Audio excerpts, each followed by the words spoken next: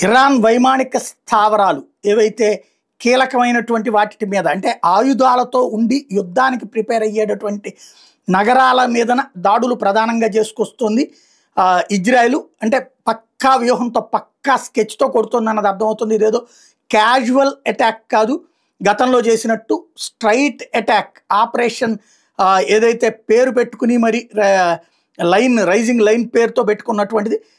Iran నగరాలైనట్టు come తబ్రిక్లో Israel ఈ దాడులు చేసింది. అక్కడ కొత్తగా వైమానిక దాడులు చేయడం అన్నటువంటిది కీలకమైనటువంటిది.